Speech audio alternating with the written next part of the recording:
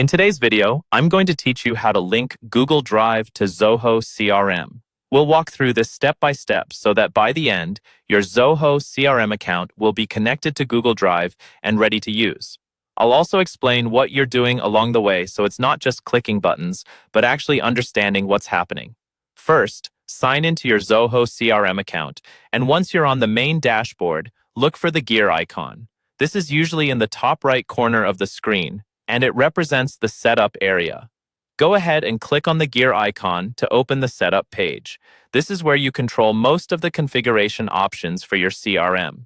Inside the setup section, find and select Marketplace. The Marketplace is essentially Zoho's app store where you can browse and install extensions that add more features to your CRM.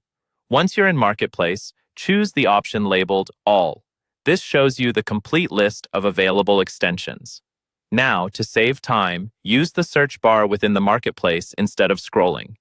Click inside the search bar and type Google Drive. Make sure you spell it correctly and then press Enter or click the search icon. You should now see a list of results related to Google Drive. From the results, look for the Google Drive extension that is typically developed and published by Zoho. This is the official integration and is generally the safest and most reliable option. Click on the Google Drive extension to open its details page.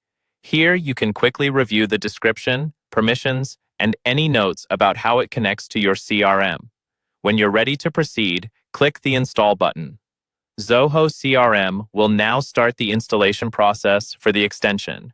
You'll be guided through a few prompts, which may include selecting which users or profiles in your organization should have access to this integration.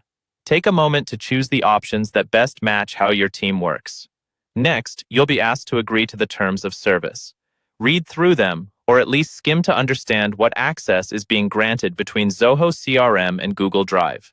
After that, you'll be prompted to authorize your Google account. This is where you sign into the Google account whose drive you want to connect. Confirm the permissions so Zoho CRM can view and manage files as needed.